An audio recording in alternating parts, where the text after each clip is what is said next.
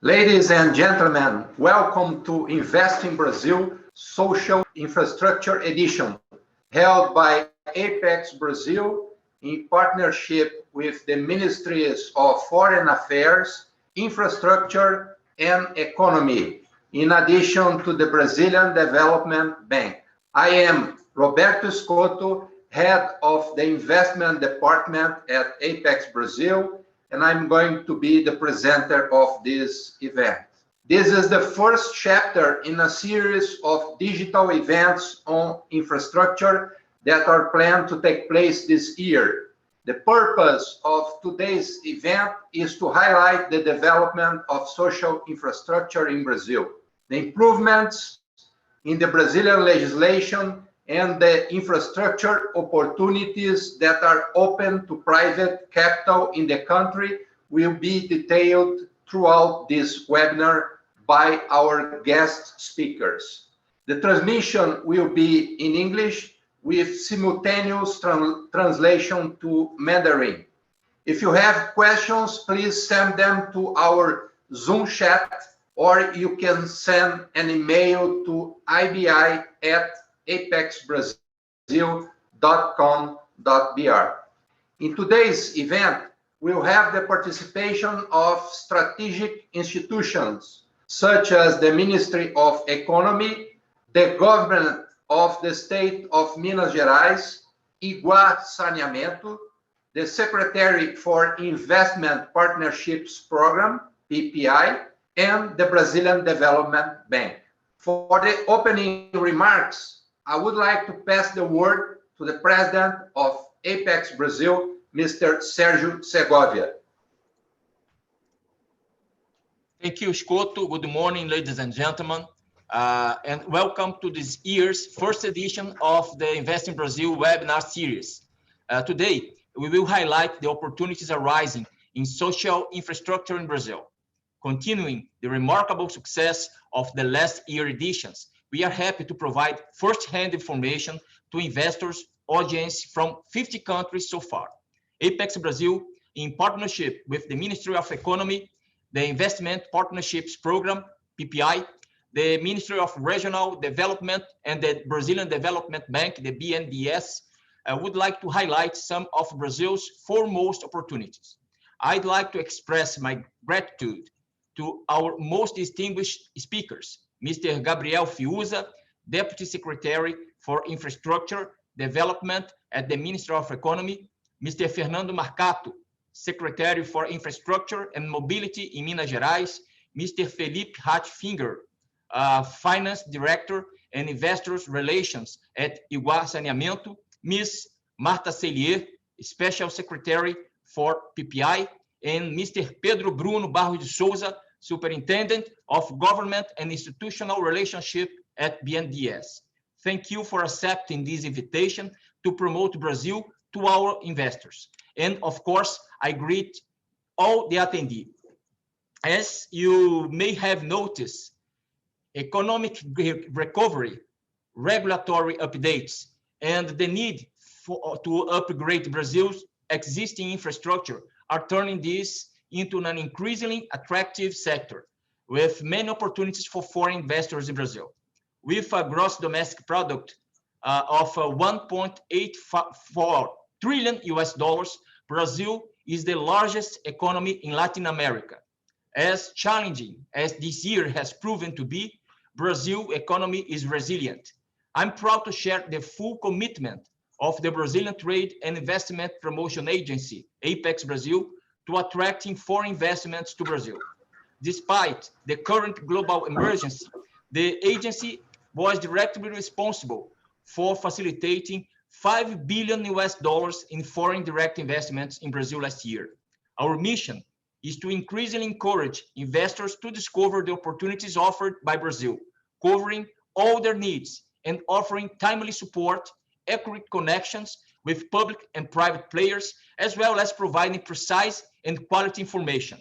Today, we will highlight the outstanding investment opportunities arising in Brazil's social infrastructure area, in a portfolio with great projects seeking private assets and in the next month.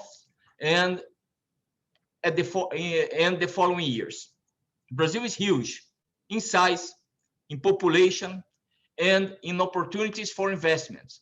And it is vital to highlight some information about the country. According to an index produced by the US consultancy firm A.T. Kearney, released last year, Brazil was again on the list of the 25 most reliable countries for foreign direct investments. Only 3 emerging markets are on that list: China, the United Arab Emirates, and Brazil.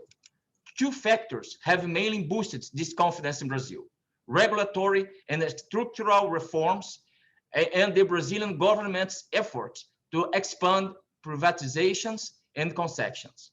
The recognition allows us to stay optimistic even in the face of the pandemic situation. To conclude my remarks, foreign investors attending this event can certainly benefit from substantial new opportunities arising in Brazil in the coming years. It is imperative, more than ever, to be ahead of time.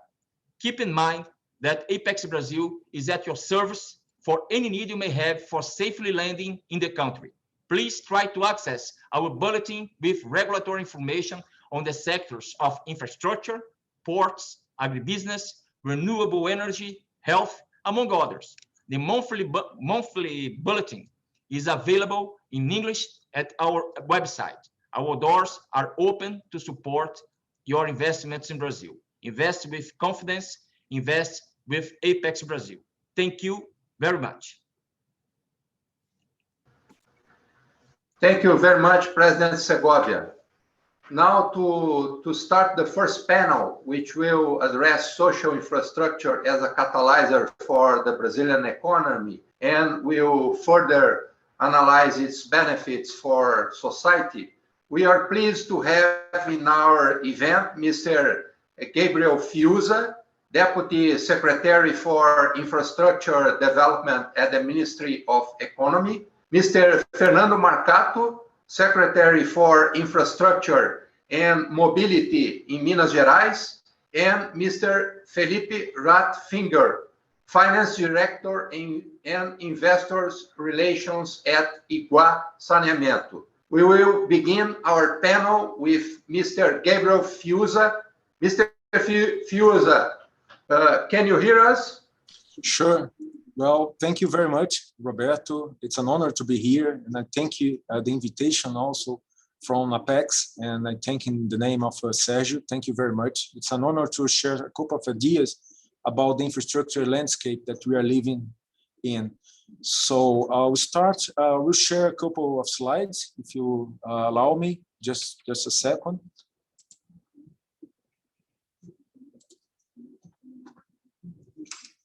Can you see it? Yes. Excellent. So I'll first address the infrastructure gap that we have in Brazil. That's for one hand a problem, but on the other hand, it's a great opportunity for investors.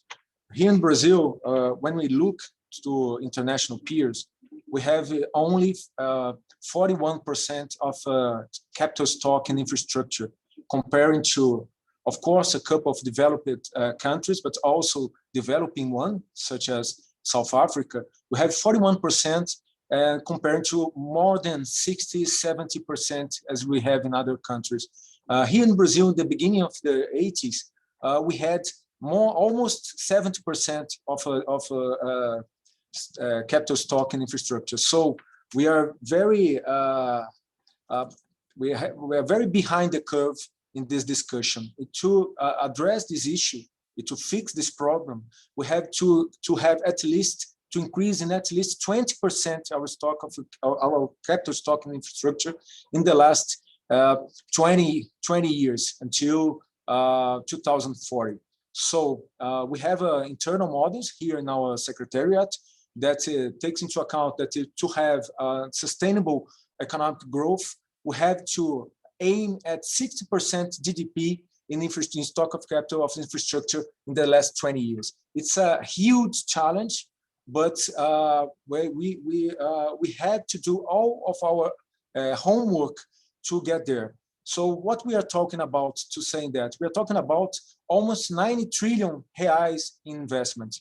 It's more or less $1.5 trillion. So it's a lot of opportunities when we think about infrastructure as a whole.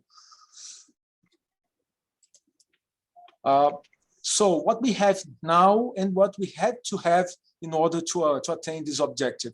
Now we have a savings of 15%, an investment percentage of 13.2%, an infrastructure flow, investment flow of just 1.8%, our current transfer balance of minus 1%. We have to increase our infrastructure, our flow in infrastructure in almost 3 times in order to attain these objectives. We have to go from 2% more or less to 6% more or less. As I said, this is a huge challenge. What do we have to do to get there? As was mentioned by Mr. Sergio, we have to coordinate several important structural reforms, macro reforms, together with the micro reforms that we are working on. And the good news is, despite all that is being said, we are going through a transformation, almost a revolution in several fronts. I'll talk a little bit more about the regulatory one. That's something that I'm more familiar with. But we had a new legal framework for the central bank. We have the pension funds reform.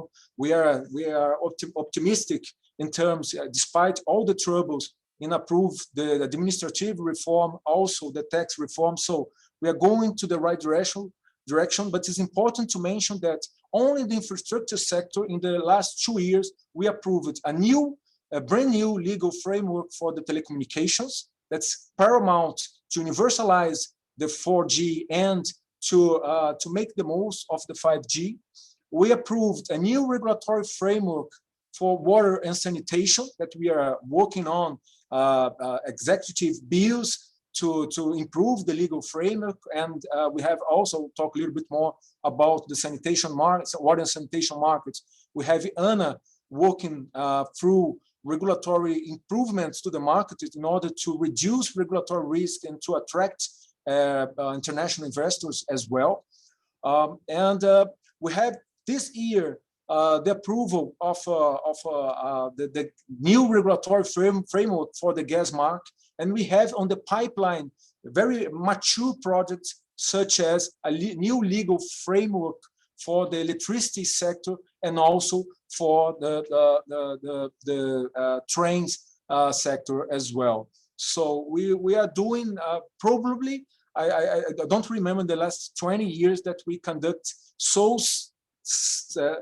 many structural micro reforms in such a short period of time. That's something to emphasize.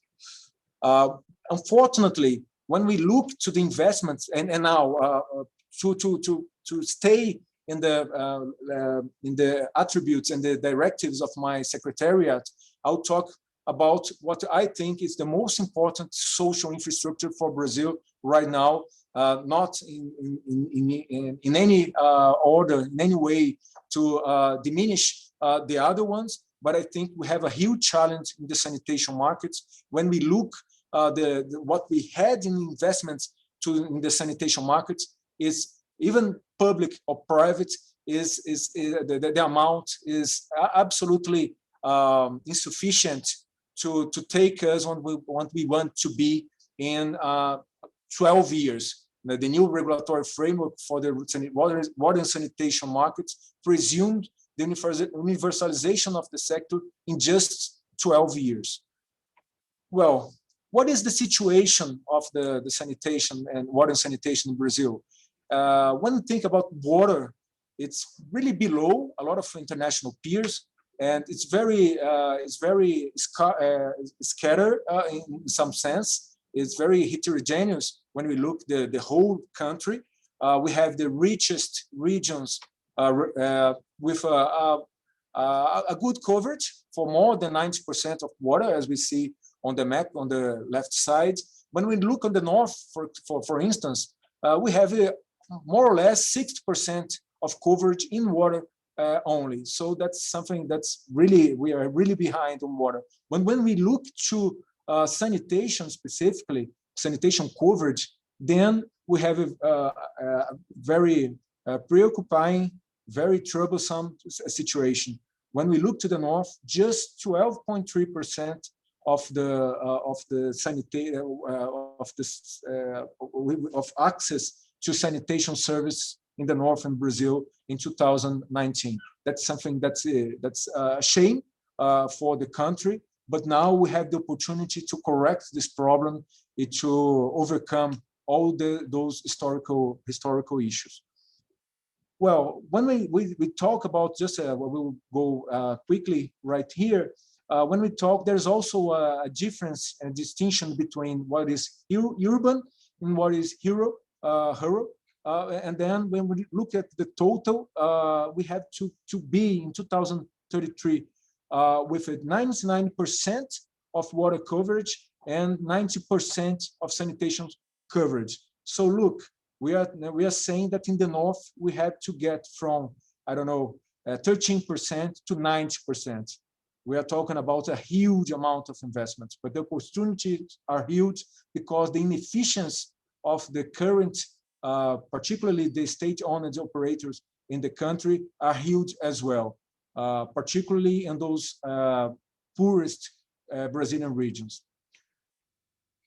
Well, now, as I said, we have a new regulatory framework. I will go fast just to be in my time frame.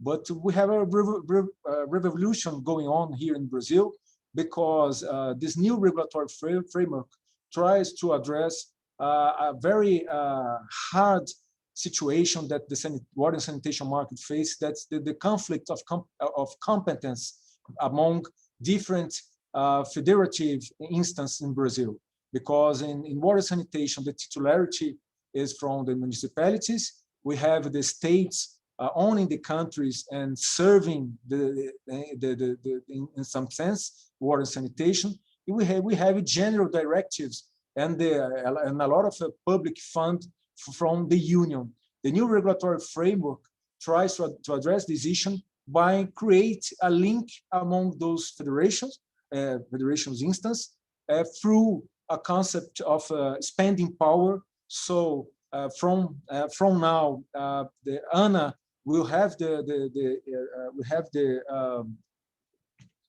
importance of defining directive norms or reference norms. And we have to build and model. That's a challenge for future modeling from the banks as well. We have to model in order to accomplish the universalization, to take into account the regions that was established in the new regulatory framework.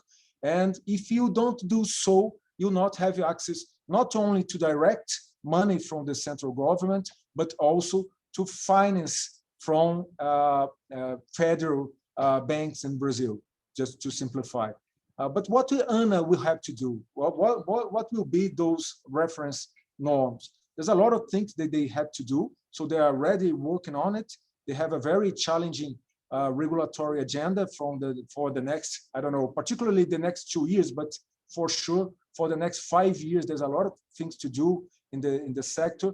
But they will legislate about quality of service, regulatory governance, tariffs, goals to universal access, regulatory account, asset indemnity, coverage, and a lot of other things that are really, really important and that we learned a lot with other sectors and the international experience. As I said, the regional provision is something that's really important to the new regulatory framework. I will not go through the details, but the important thing to know right now is that we have to adapt our modeling to a concept of full universalization in terms and in line with the new regulatory framework. That's an important, that creates new opportunities in terms of ESG is incredibly important, both from the environmental ladder and also from the social ladder as well, because we have a capacity to create social externalities that are huge in comparison to any country in the world in the sanitation market. Studies made from some NGOs, sorry, from some NGOs with very known think tanks, estimate around 1.5 trillion reais in terms of externalities, both environmental and social externalities. So maybe it can be even more. So it's something that's really huge, and then it must be taken into account. Well, that's something that we are working on right now. That's something that is important and will create a lot of opportunities as well for investors.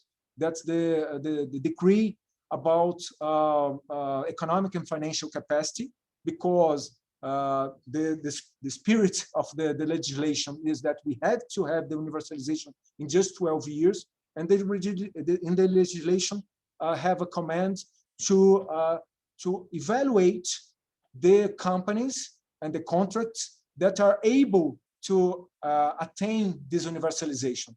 That's not something that's simple, but for sure we have a lot of players in the market that they don't have both the economic and the financial capacity to conduct such an important work. So that's something that's really important, but must be taken into account, because in my view will create a lot of opportunities.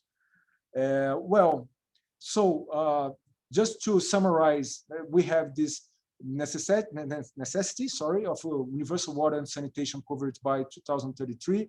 This will generate 700,000 jobs, generate 753 billion reais in direct investment, and as I said before, will generate approximately 1.5 trillion in positive externalities in the healthy sector, in productivity, working and labor productivity, environmental, social, and a lot of things that are important. And I think this number is underestimated. Just to finish my presentation, that we have, and I think both Mrs. Special Secretary Marta Cellier and also the representative from the BNDES, our National Development Bank, will have the opportunity to explain and to present in details the opportunities. But just to take into account a study that internal study that we conducted about SEDAI. SEDAI complies an investment of 30.9 billion reais over 35 years, but 2/3 of this investment will be made just in the next 12 years in order to accomplish the universalization. So that's huge. It's a huge opportunity for investment, just to have one very important and very huge, but just one important social infrastructure opportunity of investment in Brazil. These will generate 23,000 direct jobs. You generate an impact on the Rio de Janeiro GDP of 85 billion reais, and an indirect economic impact in the whole country of 160 billion reais in positive externality. So that's something huge. That's something that there's no environmental policy, there's no social and environmental policy more important in Brazil than investing in water and the sanitation market. And I finish with that. Thanks a lot. And I give the floor back to Roberto. Thank you. Thank you, Gabriel. We see that this new legal framework for water and sanitation is very positive, and for sure it will bring a lot of foreign investments, and it's going to be very good for the Brazilian population. Thank you very much. The next one is Mr. Fernando Marcato. Fernando, we know that in the state of Minas Gerais, there are quite a few successful cases in PPPs of social infrastructure, such as prisons and municipal education units, for example. So please, during your presentation, we'd like to know how this modality for these projects and what can foreign investors expect from this scenario, not only at the federal level, but also at the state level. So the floor is yours, Fernando. Thank you very much, Roberto, Gabriel, also Felipe. It's an honor for us from the state of Minas Gerais to participate in such a qualified panel. Following the organization instructions, I will do a more free speech here. I'll not use a PowerPoint, but basically I would like to bring our good experiences back here in Minas Gerais in terms of social infrastructure, and also maybe bring a few ideas for the future of public-private partnerships in the social infrastructure sector. Minas Gerais is the first state to have a PPP law. It was enacted in 2003. Just to make a distinction about PPPs and concessions in the Brazilian framework, concessions are those that you can charge tariffs from the users, like toll road concessions and water concessions. And PPPs are those where you don't have a tariff to be charged, and the payment of the concessionaire of the private partner will come from the state. It's compared to the English model, to the PFI model, or the French model, the contrat de partenariat. So that's the main difference for those who are not familiar with the Brazilian legal framework. So back in 2003, Minas Gerais enacted a state law on PPPs. And then in 2004, the federal government enacted the national law on PPPs.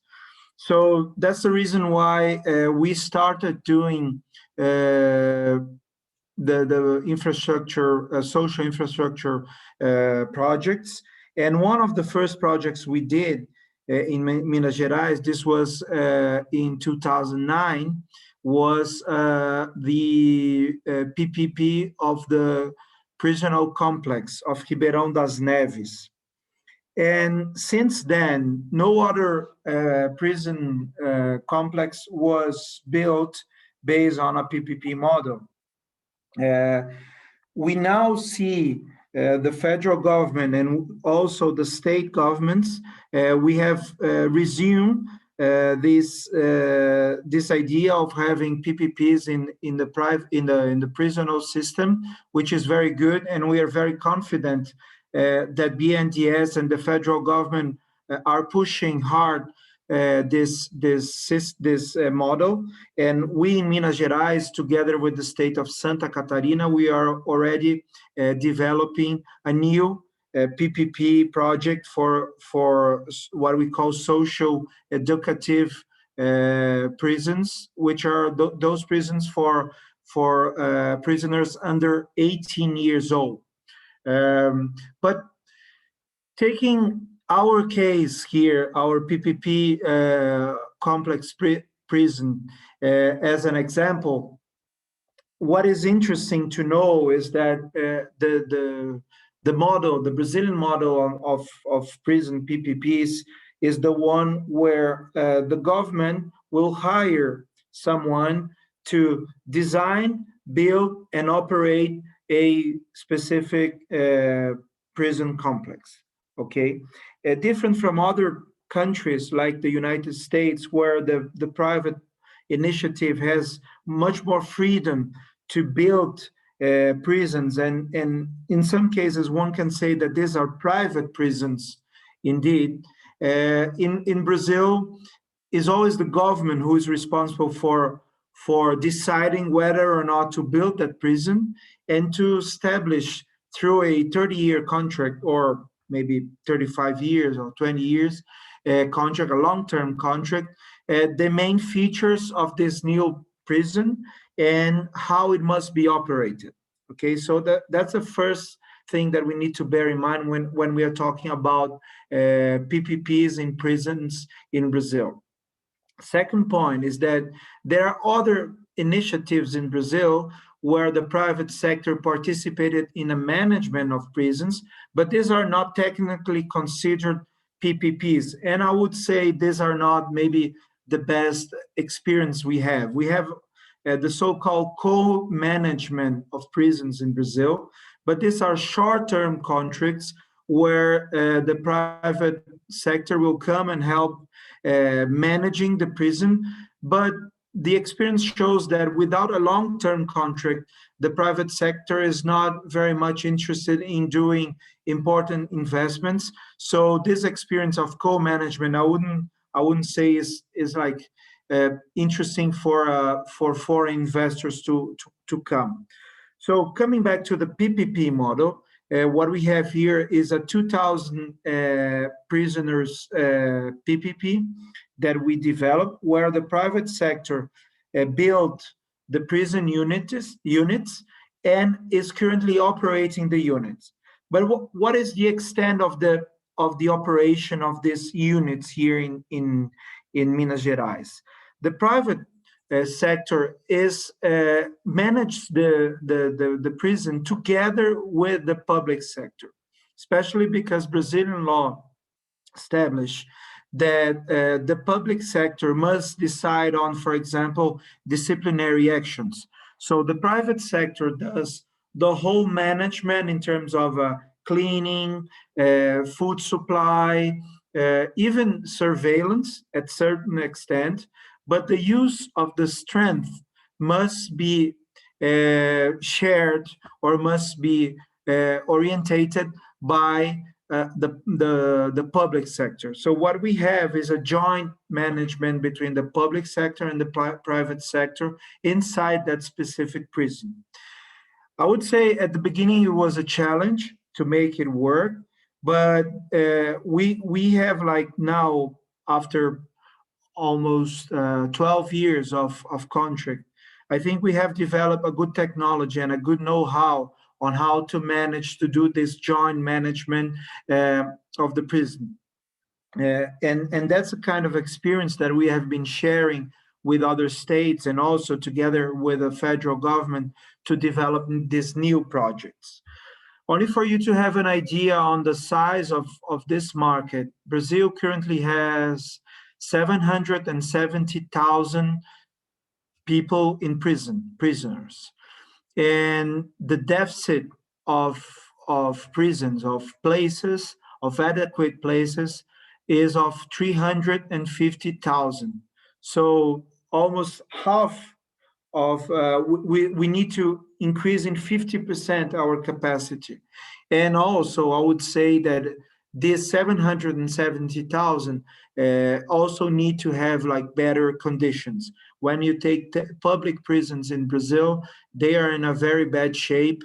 And for sure, when you compare our example of our prison, of the PPP prison with the public prisons, it is much more organized. You have like health assistance, you have dental assistance, and you also have a partnership with companies and firms to make and to bring the prisons to work, which is the main, I would say is the main goal of this project. Another interesting fact of this project is that we have a robust panel of KPIs. So we have an independent verificator, or what we call independent agent, that will assess whether the KPIs are being met, and this can impact on a portion of the remuneration of the private sector. Again, the payment is made directly by the government in installments, monthly installments, along the 30 years of contract. Okay, and another big concern that we have in Minas Gerais and in any other state is to have public guarantees, meaning that if you don't pay, if the government does not pay the installments, the monthly installments, there will be guarantees that will ensure this payment of the installments, right? How does these guarantees are structured?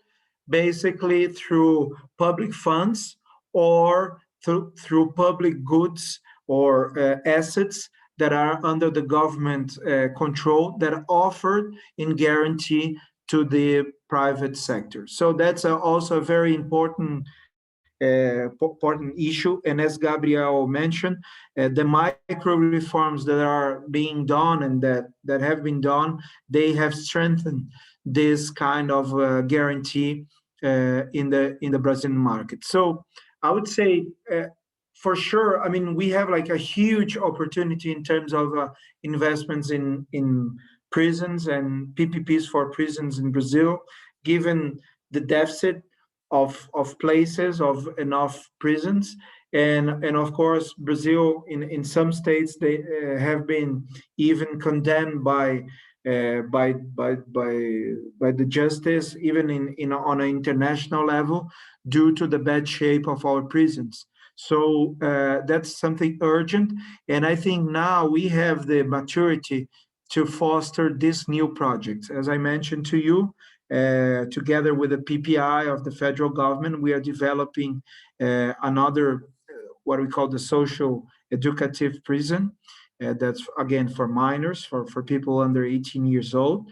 And the federal government has been doing a very, very strong process of fostering states to develop this kind of project. So we think that with this idea of increasing infrastructure quality through public-private partnership, the prison market is certainly something that will grow, and one must pay attention to it. On Roberto, on your other question about educational PPPs or health PPPs, some municipalities in Minas Gerais also have this kind of PPPs where you will have the public, it's a public school, but it is managed in terms of cleaning, food supply, and other utilities that are supplied by the private player. So the private player will build the school, will supply the ancillary services, but the education continues to be public. So that's a kind of educational PPP that we have in different places, in different states, but especially in the state of Minas Gerais. And also in terms of health, when you take social PPPs for health, is more or less the same idea, where the private sector will build the hospital and will manage the ancillary services, what we call the gray services, as opposed to the white services, due to the cloth of the doctors, who are supplied by the public sector, whereas the private sector supplies the food, the cleaning, the security, even the drugs, but the control of the health services, they remain with the public sector. So that's the way social infrastructure is being developed in Brazil, through these PPP contracts, again, where you will do a tender to find a private player who will design, build, and at the end operate that infrastructure, but always under specific rules established in these contracts, and also always with an independent agent who will verify whether the KPIs are being met and whether the service are being rendered adequately. So I think I don't want to take more of your time here, but we remain at your disposal to clarify any further doubts.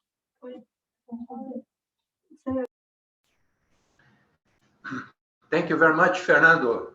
I agree with you that putting together, the state and the public sector, the private sector, it's a good way to improve the shape of our prisons and our education units. So it's a way to reduce the size of the state. So thank you very much for your considerations. To close our first panel, Mr. Felipe Finger. Felipe, from a private perspective, how do you see the potential of the country's social infrastructure projects, particularly the benefits for the population and the attractiveness to investors? Thank you. Good morning, everyone, and good afternoon for those east of Greenwich, in case you're watching. First of all, thank you very much for the invitation to speak at this event.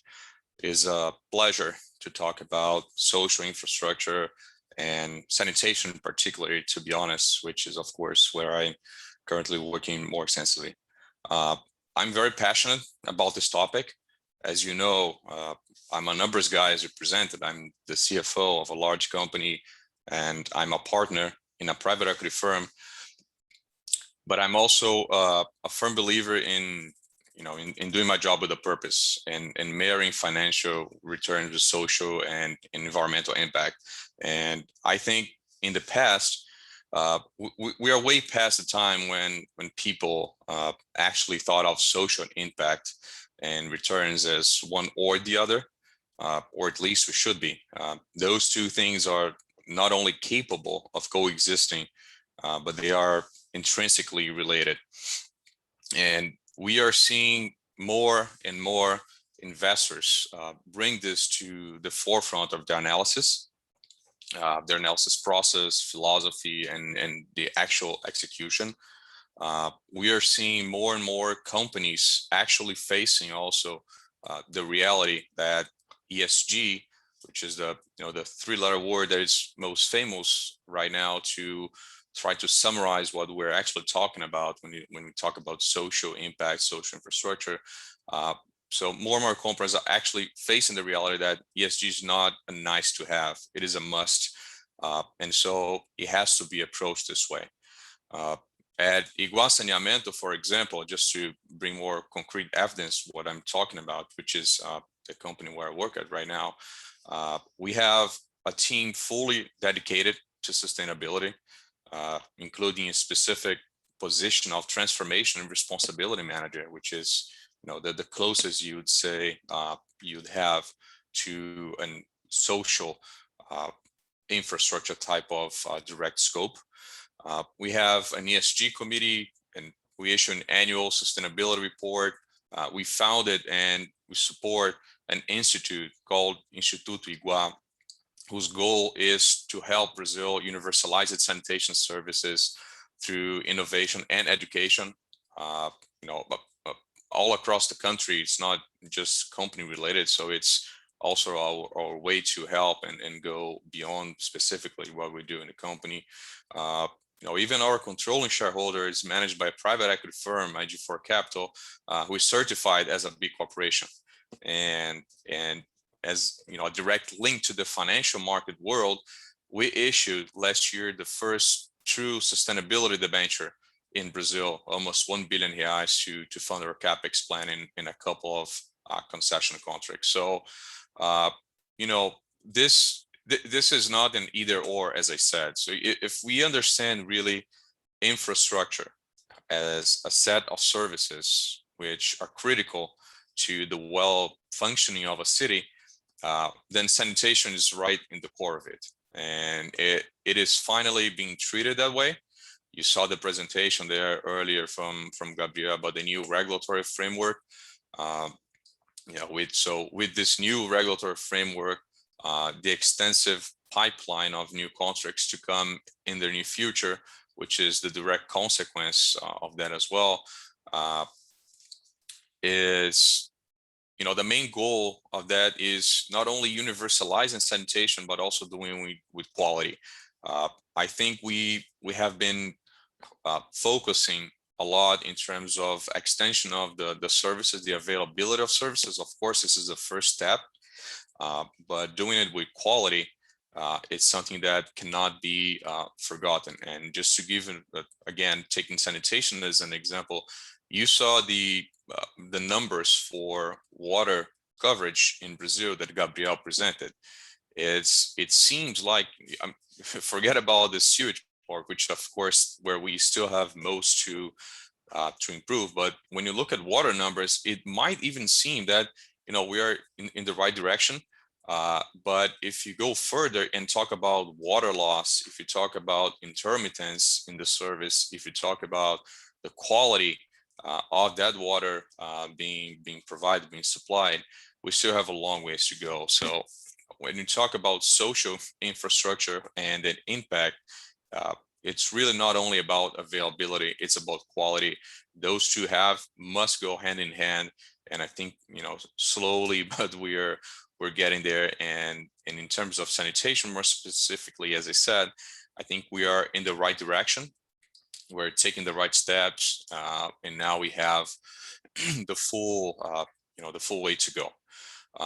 So on that note, I'd like to go through some of the social infrastructure and investments benefits, which is the question: how do we tie them together? How do you talk about social infrastructure from an investor's perspective, from a private perspective?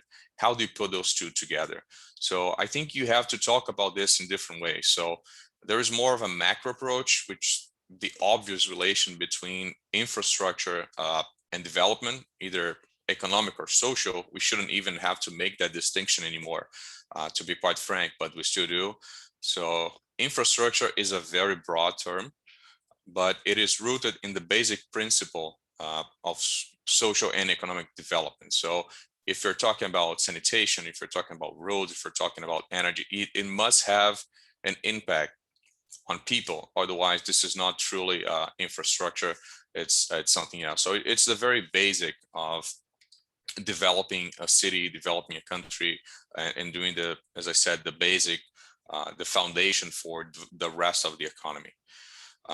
Expanding water and sewage is also directly related to public health. Everyone has heard the famous ratio of 4:1 at this point. A $1 investment in sanitation could save $4 in public health budget. But that's the number into it. But in terms of impact, in terms of not only budget, but what it does for lives, there's data from IBGE that shows that around 35% of Brazilian cities, they have epidemics or diseases related to the lack of sanitation. So putting this into numbers, we have 5,500 municipalities in Brazil. So if we imagine that in 35% of that, we have disease that could be avoided with good sanitation being provided, the impact is gigantic. So we can help reduce mortality rates, especially among children, with the expansion of the water supply and collection treatment of sewage. We can increase school attendance, which has an obvious exponential positive externality, improve urban development and all its correlated sectors. So again, in expanding water and sewage is really the foundation of everything you do in an economy. That's the very basic that make people healthier, make them more educated and go into schools and help develop all the rest. And given the stage of sanitation and how much we still have to grow here in Brazil, we are also expected to be one of the top job creators in the coming years. You heard there the presentation about the SADAI project. That's one. There are many projects in the pipeline right now. We're talking about numbers until we really universalize that in the sanitation service in Brazil, in the hundreds and hundreds of billions of reais. This is huge. We are far behind, and I think it's the obvious development expected and the job creation coming from it also has a really significant impact in terms of what we call social infrastructure. Potential for technology development, we usually think about technology in other sectors, but it's vastly applied around the world to sanitation as well. So developing sanitation means also bringing all the ancillary sectors that helps developing with quality, not only the basic technology, but also cutting edge technology being applied around the world. There is a huge, an entire supply chain related to sanitation. So energy, chemicals, materials, and many others. We tend to focus on water supply and sewage treatment, but there are far more in the value chain that actually meets the eye, and we don't even have to go to wastewater, industrial wastewater treatment, which is a correlated sector. There is solid waste, which is also part of the framework and the national policy and the national plan to improve the quality of the destination of the solid waste generated in the country. So on the environmental aspect, just to close that chapter, preserving also our sources of water is critical for whatever the meaning you apply to sustainable development. Potential water scarcity is a reality. We have seen firsthand how catastrophic it can be. So investing also in sanitation as a whole means investing in preserving our sources of water. And this, as I said, it comes back to being the basic of everything else you do in infrastructure. So this is a small sample of all the positive impacts you have from investing in infrastructure. And as I said, how do you tie this with financial? First of all, better infrastructure means better environment for investments, no matter where, no matter what sector. Whenever you've seen this, we're talking to many foreign investors here today that know firsthand what I'm talking about. So this is first and foremost not specifically for the sanitation, as I was focusing on this presentation, but better infrastructure is a better environment for investment as a whole. So that's the first and a more obvious point. Also, around the world, when it comes to Brazil, especially here for foreign investors, focusing on doing it right and with the type of investment that benefits its people, it is now a must. So we are developing, as you would expect, somewhat lagging the rest of the world. But I think, as I said, once again, I think this is now being considered as a priority, but we still have so much to do here that in terms of attracting investment, this is a very attractive destination to capital. The best use of capital that you can have with returns is actually helping improve this. There are different types of investment approach, but in my opinion, the best use here, if you truly treat this as a must and you believe in this, in investing in infrastructure, the best destination for a capital is exactly where it needs most, emerging markets and in Brazil here as our focus today. So as an essential sector, and if conducted in connection with best international practices, sanitation should present lower risk and potentially greater returns compared to other infrastructure sectors here in the country. So we have to provide, as Gabriel and Fernando said before, we have to provide the right legal environment, the right regulatory environment. We have to make this a safer environment to invest. But in terms of a pure approach of can social infrastructure investment and attractive returns coexist. Not only can they you know, they are already.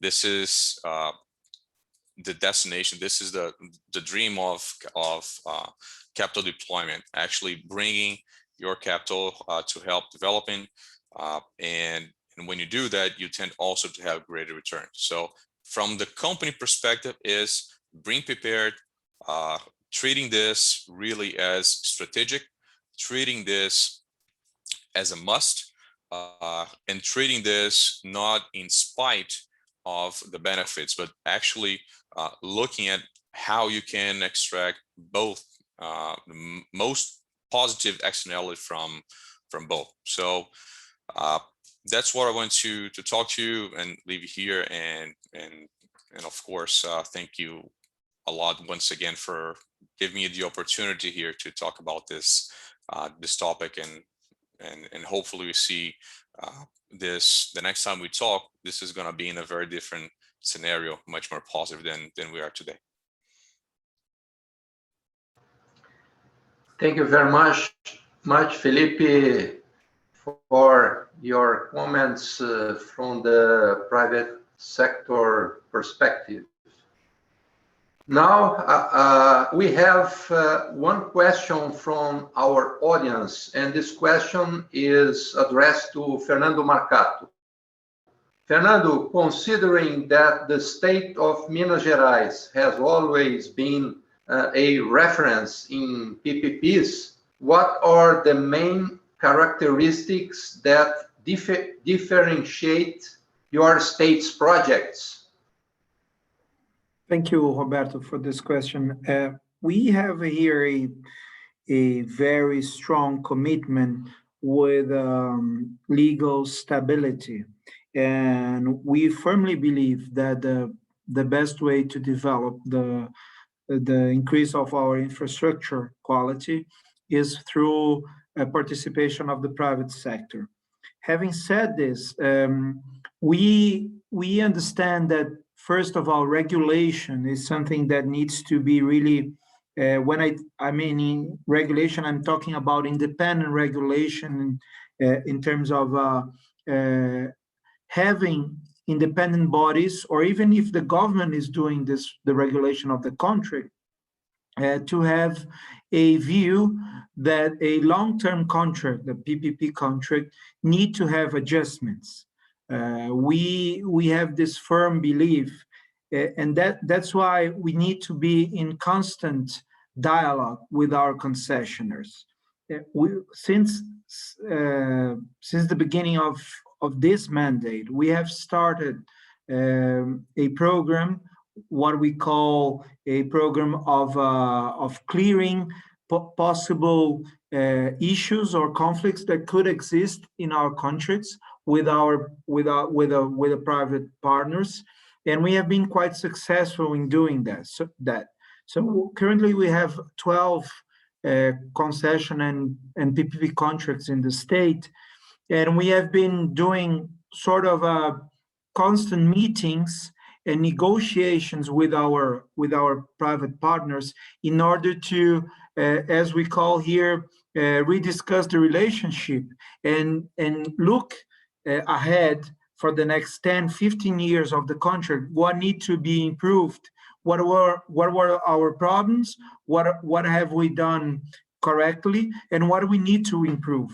So this constant dialogue is something that sounds obvious, but is always a challenge inside the government, because we need to talk with our internal legal bodies. We need to inform people about how the PPP model works. And there is a different interactions that need to be put in place inside a government in order for a PPP contract to work finally. So that's the kind of thing we believe. And I would say that's maybe one of our main features in terms of managing this important program, because we believe that if we manage well these 11 contracts we have, we will attract new partners for the 8 new contracts that we have in our pipeline, and we aim at hiring and signing these contracts between this year and next year.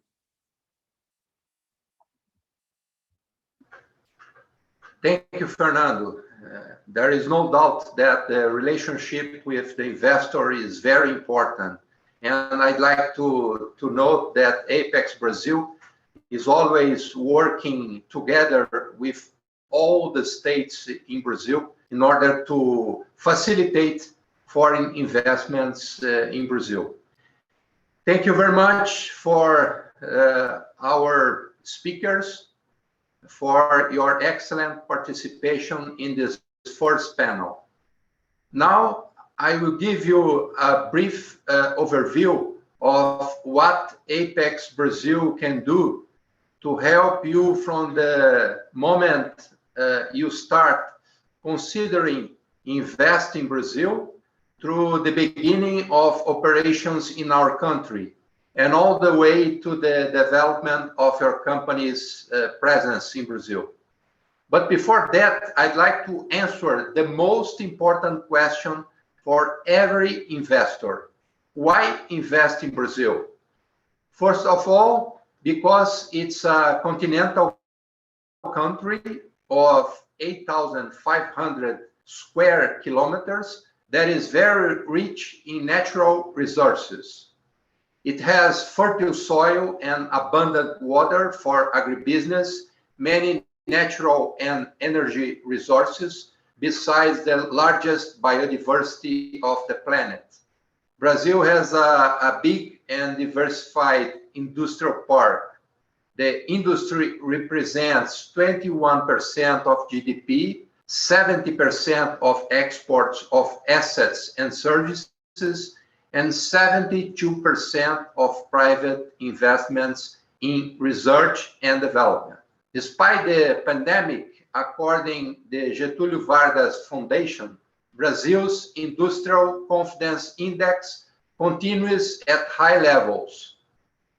Besides being a large consumer market with 210 million inhabitants, Brazil is also a platform for exports to other markets. The financial sector is highly sophisticated and allows strong access to debt instruments as well as domestic and foreign markets. The national legislation does not discriminate against foreign investments. Besides that, the federal government is fully committed to making the regulatory environment even more business-friendly. Brazil has the largest infrastructure portfolio in the world, with hundreds of projects in which you can invest with legal certainty, transparency, and predictability. There are ample openings for private investment in the social infrastructure sector. It's important to note that Brazil was the 6th global foreign direct investment destination in 2019. Moreover, according to the US consultancy firm A.T. Kearney, Brazil is among the 25 most reliable countries for foreign direct investment. The mission of ApexBrasil is to promote Brazilian exports, attract foreign investments, support Brazilian companies to expand internationally, provide market intelligence, provide export qualification, and promote Brazil as a global business partner. Apex has 5 regional offices in Brazil, 9 overseas offices, besides working in close coordination with 121 trade promotion sections of the Ministry of Foreign Affairs. Currently, Apex is supporting 14,000 companies, which account for 30% of Brazilian exports. In the last 10 years, Apex supported more than 1,500 foreign companies and investment funds, which invested $28.5 billion in Brazil. Apex is the one-stop shop for foreign investors, which is linked to the Ministry of Foreign Affairs and works in partnership with other public stakeholders to promote and facilitate investments in the infrastructure sector. Investors are supported in establishing or expanding operations in Brazil. They have our help in starting a partnership with a Brazilian company and in finding suppliers.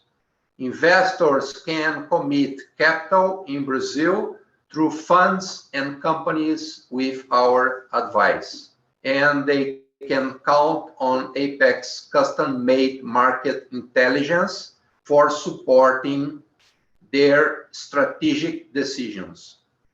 Apex also supports foreign investment funds seeking opportunities for venture capital and private equity allocation in Brazil, facilitating contact with Brazilian funds, companies, and startups. Apex supports investors in the identification of suitable locations, besides providing general information on potential costs, business environment, and talent pool availability.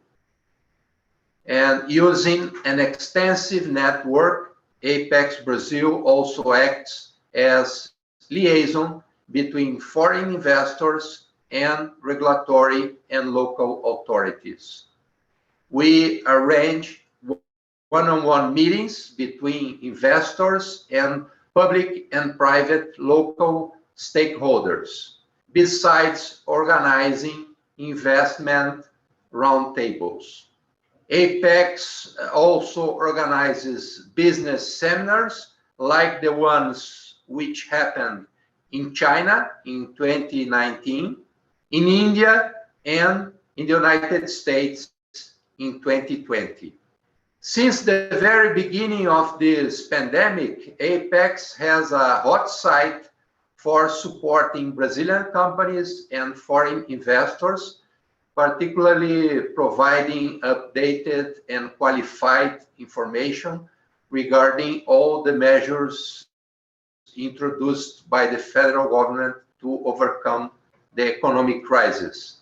You will find more information on the Invest in Brazil LinkedIn profile and also on our investment website, investinbrazil.com.br. To conclude, I'd like to highlight that foreign investors have showed confidence in Brazil's economy in the long term because we are a resilient country which overcame other crises and will succeed again.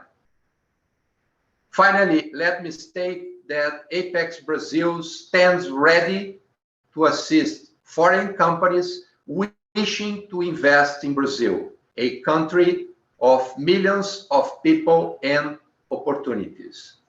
If you are interested in more information, we can help you in scheduling bilateral meetings through the email ibi@apexbrasil.com.br.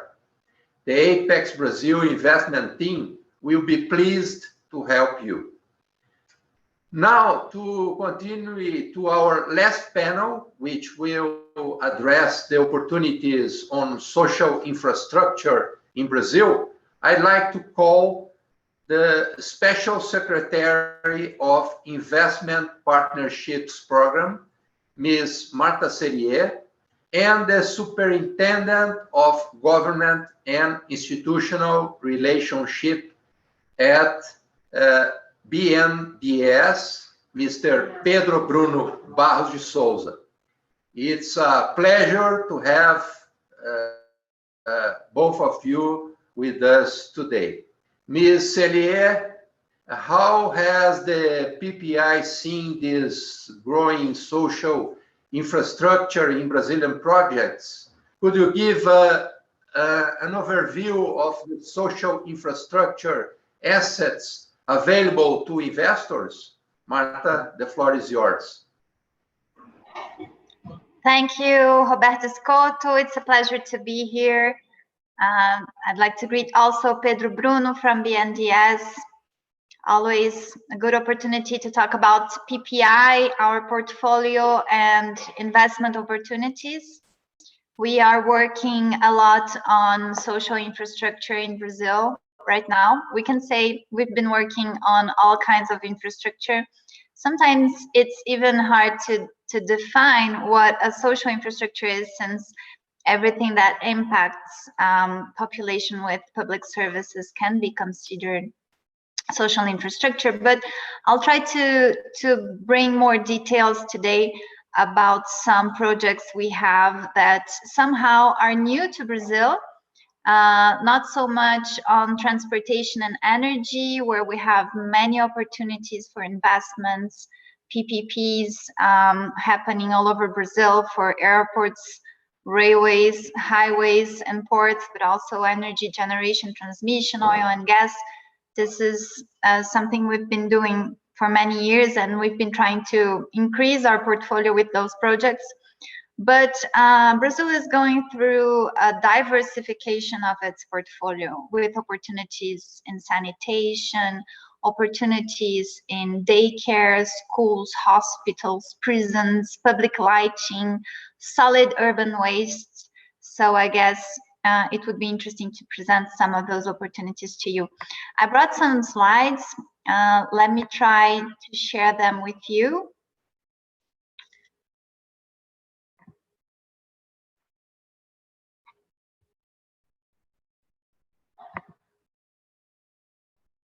Not sure it worked.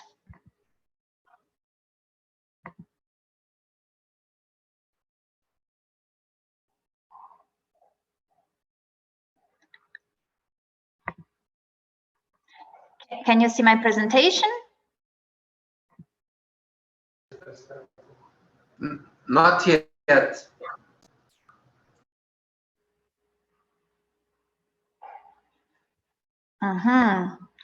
We're always learning from technology.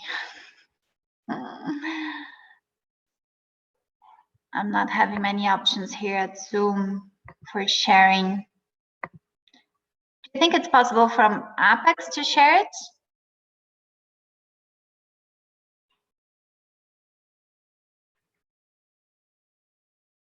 Well, I'll just keep talking, and if it's possible, then you... Marta, no problem. We'll share the presentation for you.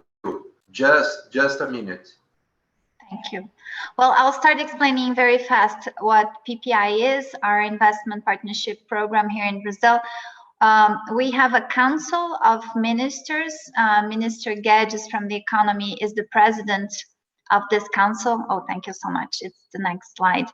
And we decide with the 7 ministers and 3 presidents of public banks in Brazil, which are the projects that will be a priority to structure and bring private investments to Brazil. So we have regular meetings with those ministers, Minister of Economy, Infrastructure, Mines and Energy, Environment, and we discuss with the president himself, he participates on those meetings, what are the opportunities that we should bring private investments to Brazil. So we were already working before coronavirus on a very important portfolio to attract private investments, understanding that Brazilian budget was very restricted compared to all the investments we need to grow in Brazil, to recover. And after this health crisis, we can say that we've been working even harder in terms of attracting private investments, because we really believe with those infrastructure works we'll have the solution to bring more jobs and growth to Brazil, to recover, to help us recover from this difficult crisis we've been through. Next slide, please. So we work as a hub for investments. Basically, we have a coordination role that is very important inside government, but also a role with multilateral organizations, with our public banks for the financing, but also for the structuring of some projects. National and international investors, we have road shows, open doors to all investors that want to understand better our portfolio and also bring suggestions to how we can make those projects even more attractive to private investors from Brazil and also all over the world. So we have this frequent meetings with investors, also with embassies, with control entities here in Brazil to check everything we're doing, regulatory agencies, the legislative branch, and I'll talk a bit about how important the reforms agenda is in Brazil so that we can develop more infrastructure through private investments. And all this program has been created to bring more governance, coordination, transparency, credibility to the projects that Brazil has to offer in terms of auctions and investments in infrastructure, and also privatizations. Next slide, please. So the numbers are impressive since the country is huge, and we've been working since 2016 on important projects. We have already accomplished 230 projects with auctions. And those projects will bring to Brazil more than 146 billion investments, US dollars, which is very important for the recovery of our country. Of course, those are long-term contracts, so they happen in 10, 20, 30 years, depending on the contract. But when we talk about infrastructure, most of the CapEx happen in the beginning of the project, and then we have a lot of OpEx, maintenance investments happening in the long term. And those projects also bring important fees and bonuses to federal government, so more than $28 billion to Brazil since we have started the portfolio in 2016. Next slide, please. Here we show what has been already auctioned in the last 2 years, so 2019 and 2020. Only in this government with President Bolsonaro, we had 65 auctions that will bring $94 billion investments to Brazil, with almost $20 billion fees to federal government. And last year, this year, sorry, 2021, next slide, please, we have also performed already some important auctions. So this slide shows what has been auctioned in 2019. I'll go very fast just to show you the different infrastructure we've been structuring. So many opportunities in oil and gas, railway, energy generation, mining, also transmission lines in energy, highway and airports and ports. Our portfolio for transportation is tremendous. We've been auctioning airports almost every year. So we had those 12 airports in 2019, and just recently we had 22 more airports auctioned in Brazil. Also for ports, the amount of infrastructure is very impressive. Next slide, please. 2020 was a more difficult year. We were hit by the crisis, but we didn't stop. On the contrary, we had to work more and harder to make the projects happen. So we had many important contracts in railway for renewals of railway contracts that will bring more than $5 billion investments in this sector in Brazil. This is very important. Also highway, ports, oil and gas, mining, auctions. But see that in 2020 we start having a more diversification of those auctions. So not only transportation and energy anymore, we have here some parks auctions, which are important to bring tourism to Brazil and help us manage better our parks and also forests.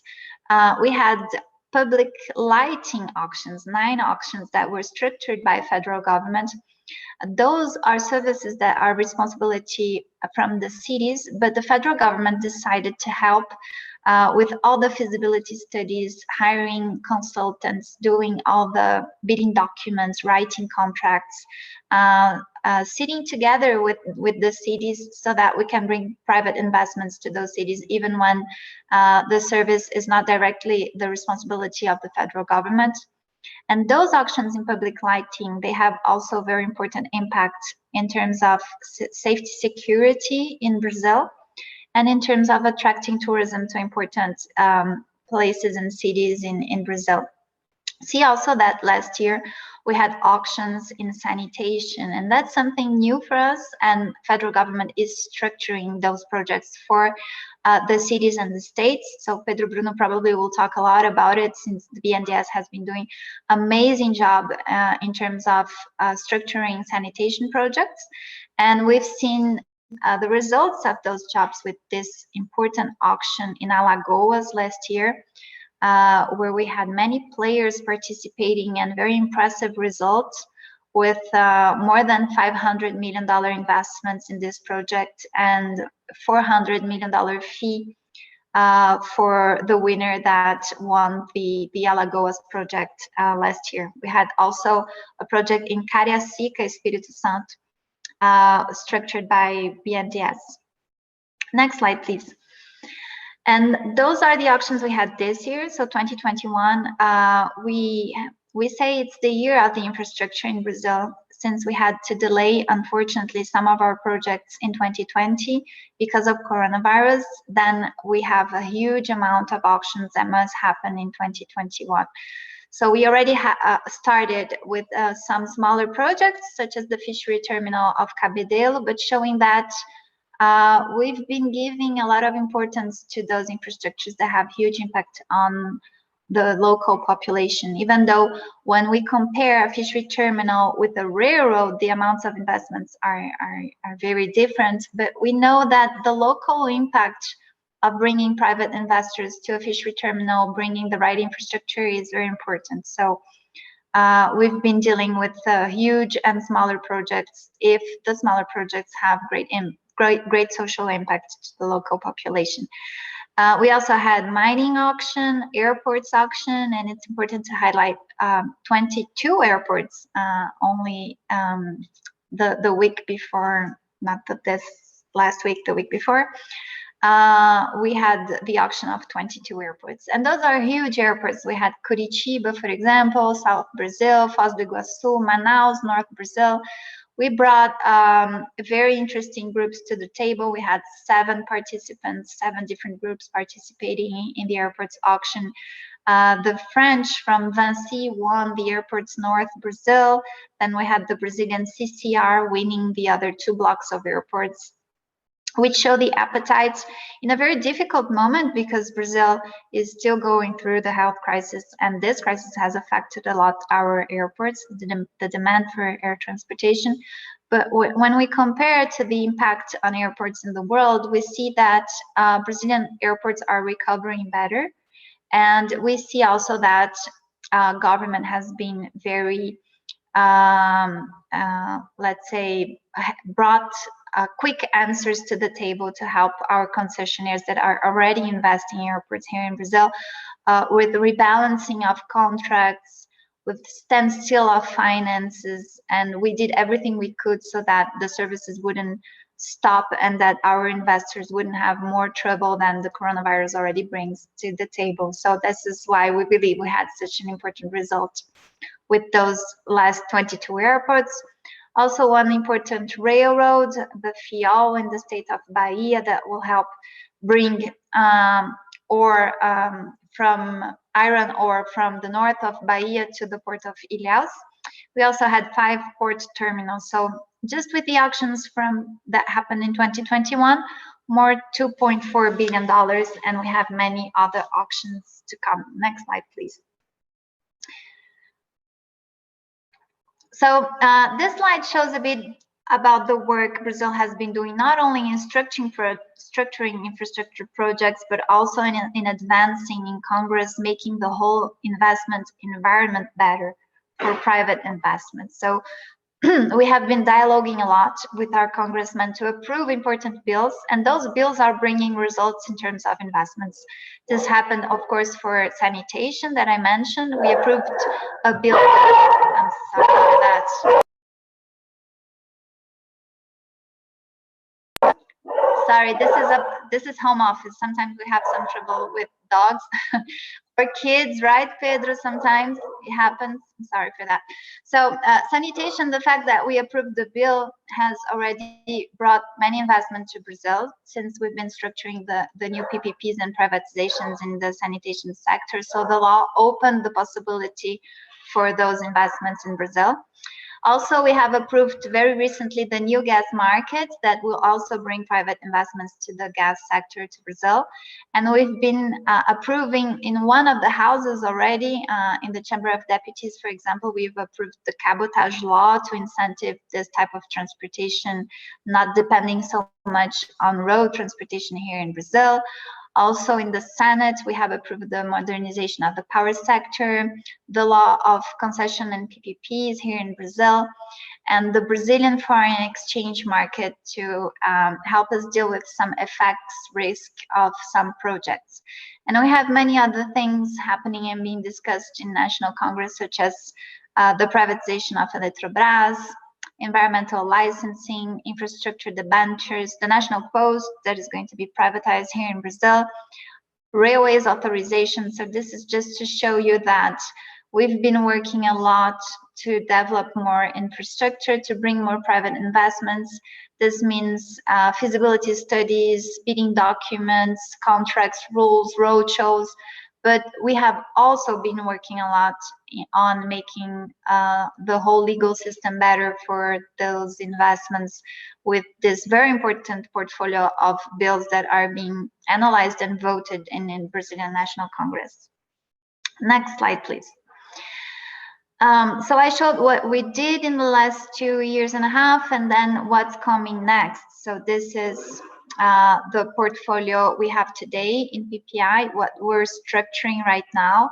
So see the diversity of those projects. We keep very strong on transportation, oil and gas and energy, but we find some different things here, such as the privatization agenda moving with many enterprises on our portfolio, some hospitals, social infrastructure on the health side, also some opportunities on fishery terminals, parks, forests, tourism opportunities, 5G auction that will be very important in Brazil, not only to develop this technology, but to bring more infrastructure, telecom infrastructure to places in Brazil where we still have bad infrastructure. And some urban mobility opportunities as well. Next slide, please. I don't have much time to go through all the details of the project, so I'll go fast on some of them. I try to focus a bit on the social infrastructure that is our main theme here today. So besides the usual projects, we've been trying to develop partnerships in projects that are new for us too. So the integrating São Francisco River, for example, is a very challenging project where we have already built the infrastructure with public budget, public works, but we know it is a very complex infrastructure to bring water to many cities in Brazil, Northeast Brazil essentially. And the project depends a lot on energy generation, and the maintenance of the project is expensive. So we think that if we bring a private investor, we'll spend less than doing it with public budget, and we'll have a higher quality of services provided. So this is one example of PPP that we're structuring together with the Ministry of Regional Development. Next slide, please. I mentioned also the fishery terminals that we had the auction of Cabedelo. We have many others to come in Manaus, Belém, Natal, Aracaju, Vitória.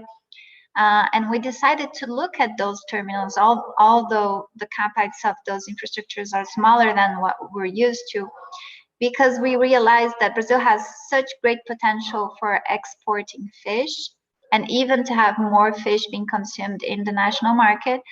And we lose tons of fish, literally tons, that we don't sell and we don't export because we don't have the right infrastructure after the fisherman gets to the land.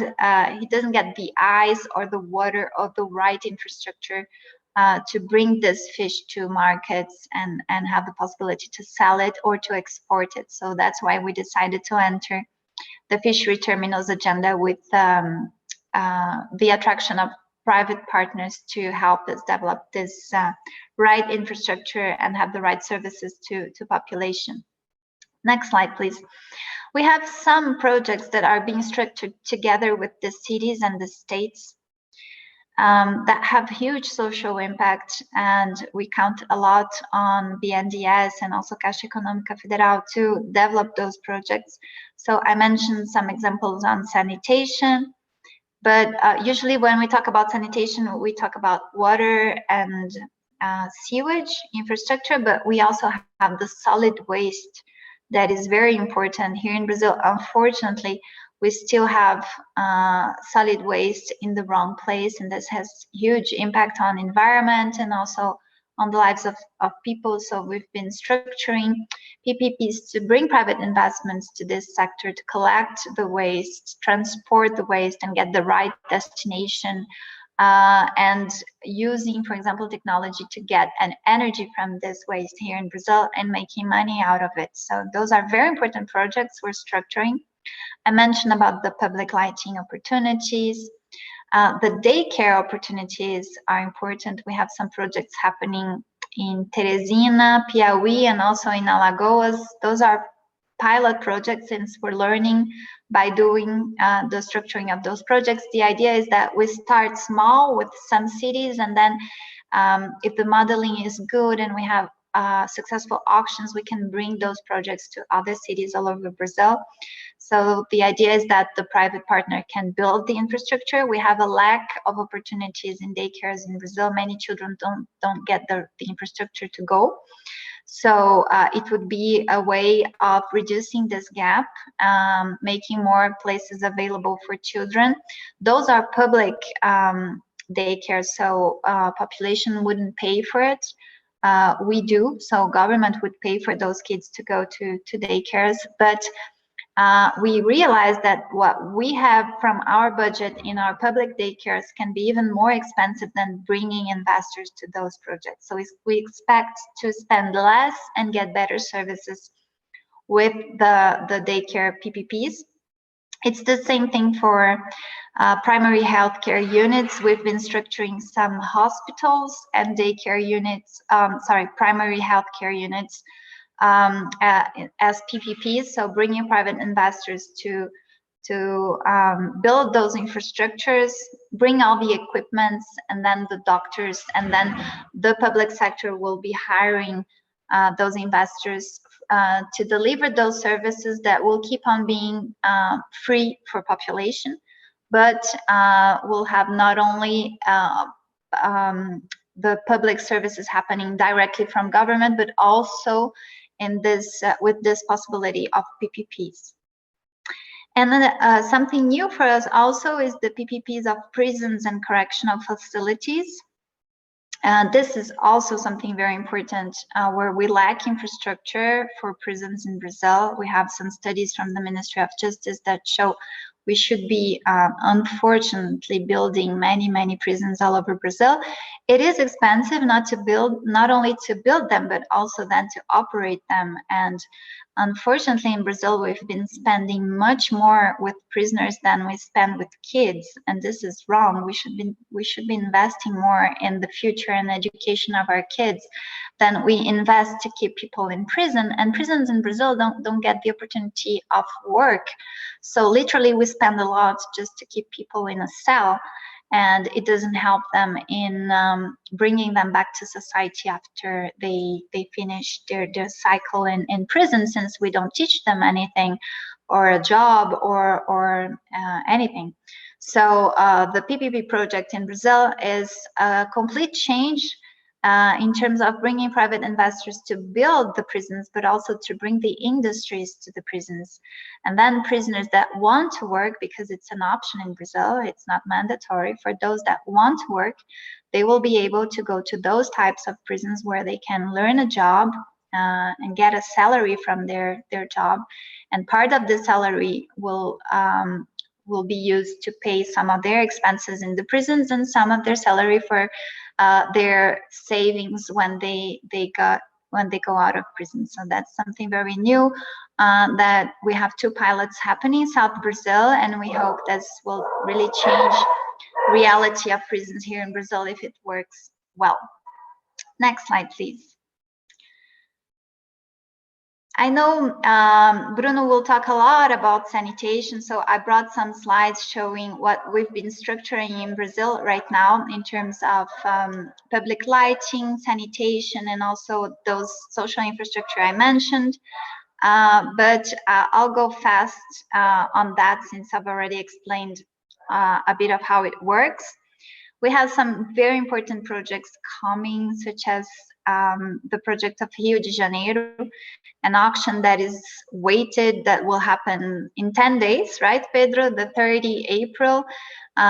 It's SEDAI auction, more than, let's say, $7 billion investments in this project to bring water and sewage infrastructure, wastewater to population in Rio de Janeiro. And all the projects that will auction this year that will have huge impact on population. Next slide, please. I'll leave this presentation to you. So there are many informations. I won't be able to go through all those slides. So I'll ask you to go directly. Let me choose one to the slide 18, please, to show you a bit of what is on the pipeline for sanitation, what has already been done, and what's coming next. So I mentioned the opportunities we had in water distribution and sewage in Alagoas and also in Cariacica. So those 2 check. Then Rio de Janeiro coming now, the 30. And the many states where PPI together with BNDES are structuring opportunities in Brazil. So we have the state of Amapá, the state of Acre, those 2, North Brazil, Porto Alegre, the city South Brazil. Also very recently, we had the governor of Rio Grande do Sul saying that he's going to privatize his company, his sanitation company. So that's something new that probably BNDES is going to help structure. Also, the other blocks of the state of Alagoas are being structured. Some important projects in the state of Ceará and Minas Gerais. Minas Gerais as well, we know that the government wanted to privatize the company. Maybe some issues with the legislative branch there. Maybe he just moves forward with a solution similar to Rio de Janeiro. In Rio, we're not privatizing the company. We are making this huge PPP contract for the investments in water and sewage. So the private partner has to build all the infrastructure and operate it for more than 30 years. And the SEDAI, which is the SOE company, keeps on offering, providing water to those private investors.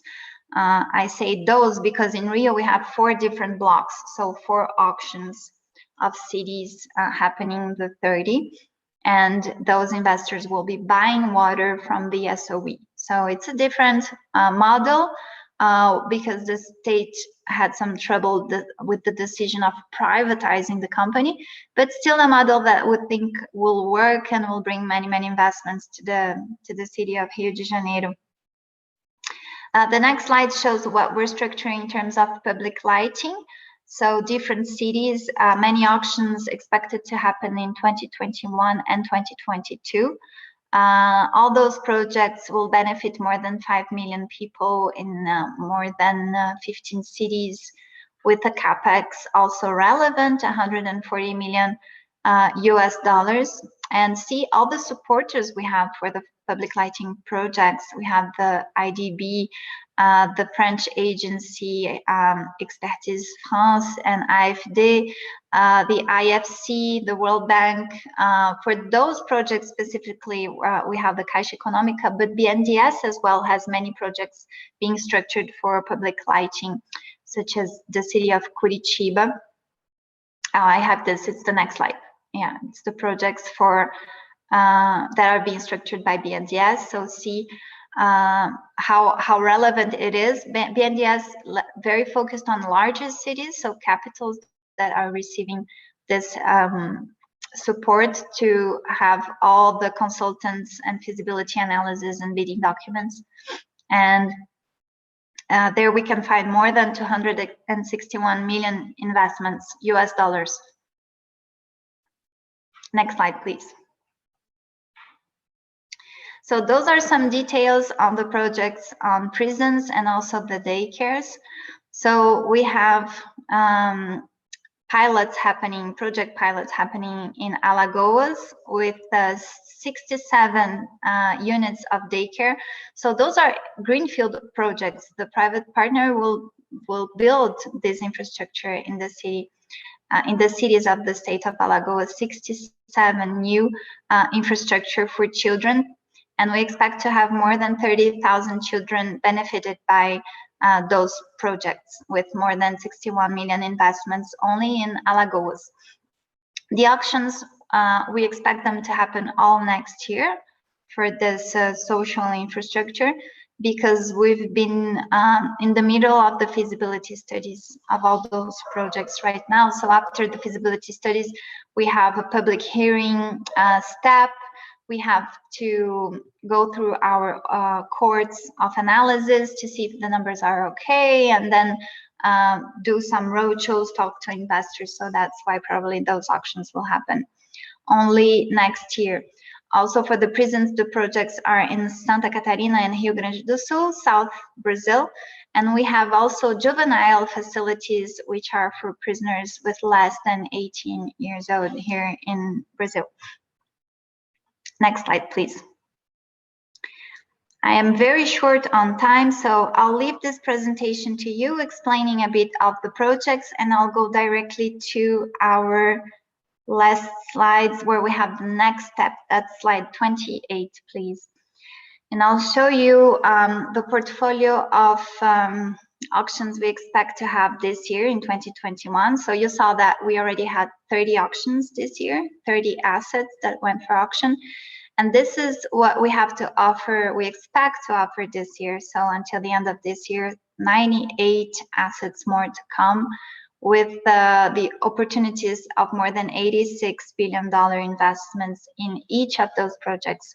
So the ones in yellow are the ones that we have already published the bidding documents, or that we have already decided the day of the auction in advance. So we'll be joining the Minister of Infrastructure for the auction of BR-153. It's a highway, important highway, more than 800 kilometers, linking Goiás to Tocantins, now the 29th April. The next day will be with the state of Rio for the auction of SEDAI. I mentioned sanitation in Rio de Janeiro. We still have opportunities in roads with the auction of the BR-163 in July. That's very important highway in Brazil that links the states of Mato Grosso to Pará. Energy auction generation in April and June. Also transmission line auction in June. We'll have some mining opportunities as well in June and in November. We must have our first PPP of urban solid waste in May 14th, probably. It's a consortium of cities in the state of Minas. So those are the ones we already have dates. The others, we expect to have the dates soon, but in our calendar, we think it is totally possible to have those auctions this year. So see that we have many privatizations coming ahead of important enterprises such as Eletrobras in the energy sector, Correios, our national post that is a giant here in Brazil with more than 95,000 of workers, and other opportunities in those different sectors you can see, such as urban mobility, 5G, telecom, and we keep on going with 12 public lighting projects and many opportunities in sanitation, parks, fishery terminals, forests. So that's a bit of what I wanted to show you. Please call us, feel free to reach PPI. We have a website with many information. We have open doors policy to have meetings with any of you. Now with coronavirus, most of our meetings are by video, but we'll be more than pleased to receive you and talk about Brazilian opportunities. Thank you so much, Roberto. Sorry if I took too long. Thank you very much, Marta, for your excellent and detailed presentation. Our audience could see that Brazil has a lot of projects in different segments of infrastructure, including social infrastructure.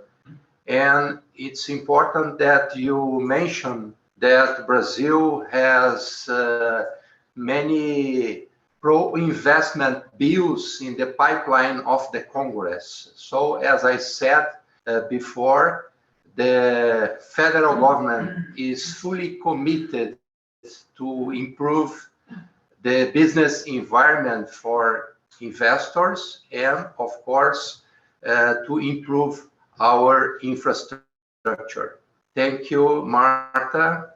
And now I invite Pedro Bruno that will talk about the role of the bank, the National Bank of Development, in social infrastructure projects. Pedro Bruno, it's a pleasure to have you with us today.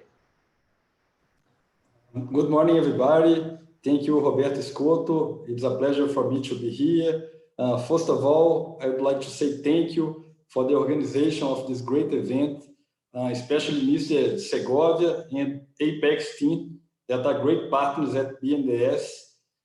For me, I'm glad to be here in this panel with Marta Celia, my friend, but it is a big challenge to speak after her speech that was great and complete.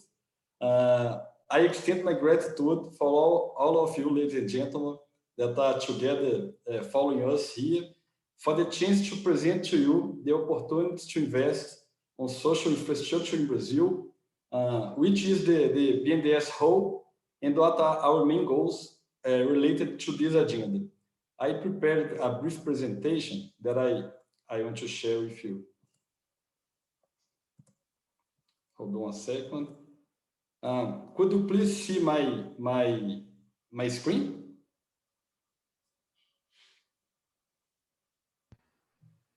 I can.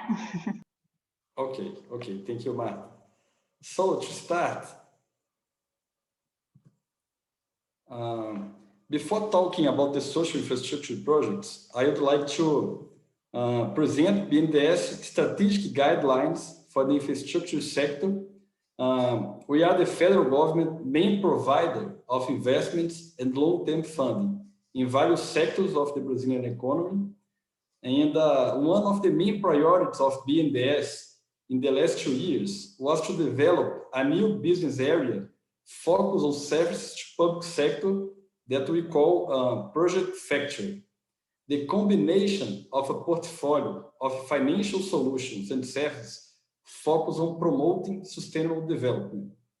Our operations foster the improvement of social and environmental conditions in Brazil.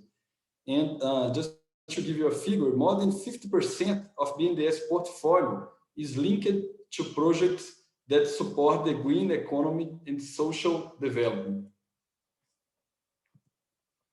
Besides our relevant participation in terms of financial support for infrastructure projects, BNDES, in partnership with PPI, is playing a strategic role in coordinating efforts and resources, public and private, to enable projects from different segments, reduce bottlenecks, and generate investment opportunities in concessions, PPP projects, and privatizations.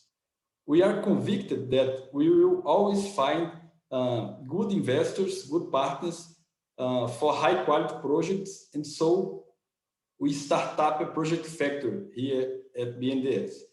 Our main focus is supporting the public sector in structuring partnerships to enable private investments in public interest projects. Here we work very together with PPI, sponsorship and partnership. The project factor provides public sector clients a complete support partnership projects throughout the entire structuring process. So first of all, we help our clients in the public sector in the origination of projects with a pre-feasibility analysis of their portfolio, seeking opportunities for infrastructure projects. Second, we develop all the studies working alongside the public sector and in an open and permanent dialogue channel with the market agents to guarantee the consistency and the attractiveness of the projects for the investors. Then BNDES, in partnership with PPI, with ApexBrasil, will promote these projects, as we are doing here in this event. Finally, from the buy-side perspective, we can offer a complete portfolio of financial solutions to these projects. And it is important to highlight that when we make these studies, we take a lot of care about the project financing and sustainability. This is our pipeline of projects in progress at BNDES. Because of the priority of this agenda for BNDES, we multiply 4 times the number of projects that we are working simultaneously from 2 years to now. We have here a great variety of very attractive assets in different sectors. Much of them are in the PPI portfolio as well. From the economic infrastructure sectors as toll roads, port terminals, to social infrastructure portfolio, that is our focus here in this panel. The expected amount of investment in the portfolio are around 230 billion Brazilian reals in the next years. This will contribute a lot for Brazil development, generating thousands of new jobs and incomes and boosting the country's economic growth. Among our portfolio of projects, 7 are social infrastructure projects, also called ESG projects, that represents more than 58% of our portfolio. That means that our efforts in the project factory are totally linked to BNDES' well-known track record in terms of environmental and social policies. Here we have a great variety of sectors: street lighting, sanitation, environmental, public safety, education, healthcare, and I will detail each one in the next slides. So I would like to introduce some highlights of our social infrastructure portfolio. And first, I would highlight 2 sectors, sanitation and street lighting, that BNDES is proud, as Marta mentioned, to have contributed to create a very successful framework of public-private partnerships in the recent years. And we have great opportunities in terms of projects that will have their auctions this year and the next year. It is very important to speak about the demonstration effect of a case of success in these sectors. After some very successful auctions in recent years in sanitation and public lighting, as we monitor the market all the time, we could realize 2 important movements. First, more public clients ask BNDES support for their projects. And second, more investors, national and international, demonstrated a huge appetite for this project. This is directly related with the increase of our portfolio of projects and also with competitiveness between players that we could see in the recent auctions in both sectors. Talking about the sanitation program, our projects are distributed in the country and will impact more than 24 million people. This sector is marked by high externalities in terms of public health, environment, labor productivity, primary education, and tourism. Brazil holds a huge deficit, as Fiuza and Marta mentioned, in water and sewage services. And our goal here is to address a great part of this deficit with these projects. Besides these projects that are in a very advanced path, we are discussing with other states and municipalities, and we seek our portfolio will increase a lot in a short term. Each project here has its own timeline, so you could see the most important milestones to ensure predictability for investment decision making. We will have important auctions this year and in the next years, and because of legal and regulatory achievements and a very consistent pipeline of projects that must be executed in the next years in order to achieve the universalization goal, as was mentioned before as well, sanitation sector in Brazil offers a great opportunity for investors to be prepared for the next rounds. And I would like to highlight here the Rio de Janeiro project that will take place next week on April 30, and will be one of the biggest infrastructure auctions in the history of Brazil. The project includes the concession of water distribution, sewage collection, and treatment and commercial management services to users in 35 municipalities of the state of Rio de Janeiro, serving almost 13 million people. The state of Rio for this auction was divided into 4 blocks, each block containing municipalities both within and outside the metropolitan region of the city of Rio, and also the municipality of Rio was divided into 4 regions, each part of one concession block. We expected more than $5 billion in terms of investments that we hope will solve the water and sewage treatment in Rio, and for sure could transform the reality of the state. We are very optimistic for a lot of competition for these 4 blocks next week. Let's see. Talking about the street lighting program, we already concluded 5 projects with success in the recent years. More than that, I would like to highlight that we are proud to create a framework for this type of projects that is attractive both to the public and the private side. And because of that, this model is being replicated in scale. And this is very important for a continental country as Brazil, with more than 5,000 municipalities. These projects bring a lot of positive externalities as well, such as increasing in public safety, tourism, traffic accidents reduction, and allow the use of new technologies associated to the concept of smart cities. In terms of timeline, we are planning to have 2 auctions this year for the municipalities of Caruaru and Curitiba, and another one in 2022, Jaboatão dos Guararapes.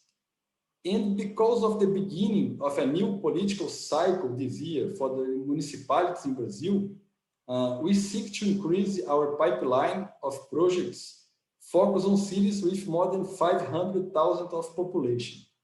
We have just now a lot of very advanced negotiations with some municipalities, and thus we can assure that we will have a lot of opportunities in this sector for the next years in Brazil as well. As a national development bank, we have the purpose to transform the lives of generations of Brazilians. And to accomplish our mission, we need to develop solutions to fill the gap in terms of investments for 3 very important sectors that we have a huge gap: education, healthcare, and public safety. We believe that we can bring private partners to invest in these sectors through public-private partnerships model. These sectors are considered new frontiers because we don't have a track record yet in Brazil in terms of a great number of cases of success of PPPs, as Fernando Marcato mentioned in his speech. Our strategy at BNDES, and together with PPI here, from now, is to work hard with this portfolio of pilot projects. We have 3 pilot projects in education, 2 in healthcare, and also 2 in public safety. Each one with specific challenges. And we willing to create the cases of success with a focus on scalability and replicability for the future. All of the 7 pilot projects are in an early stage in terms of modeling development, with the ambitious goal to have auctions in the next year. Our intention is, after accomplishing this pilot portfolio successfully, to scale in a very fast speed, because Brazil needs this kind of investments. For sure, because of the size of the gap in terms of investments in the sectors in Brazil, we will have a huge amount of opportunities for investors in a near future at the sectors as well. Besides the sectors that I just mentioned, we have another 2 sectors also considered new frontiers, because the Brazilian market is still incipient. They represent nowadays an important part of our portfolio at BNDES, and I'm talking about the natural parks and sustainable forest management concession projects. The main goal here is to promote the environmental conservation based on a sustainable development approach, enhancing the potential of natural resources and environmental assets in Brazil, focus on the opportunities associated with the new green economy. We have a great motivation here to work in a new frontier in terms of possibilities to develop new markets and reach different profile of investors, interested not only in the financial return of the investments, but especially in terms of impact and reputational returns. This context, associated with the fact that we live in a very rich country in terms of natural resource, and also associated with a global trend to strengthen the agenda of environmental services, create a very positive atmosphere for investors interested in this kind of projects in Brazil. It is important to note that here, especially in the natural park sector, we are now in the middle of the path to create a modeling that we can replicate in scale. Just to give some figures about the opportunities in the natural park sector in Brazil, we have in Brazil approximately 570 conservation units with potential to develop public use concessions focused on visitation and tourism. And only 20 parks are already concessionaire in Brazil. In both sectors, forests and parks, we have a portfolio of 45 projects and the potential to increase much more. In terms of timeline, our goal here is to have all the options of these 45 projects until the end of the next year.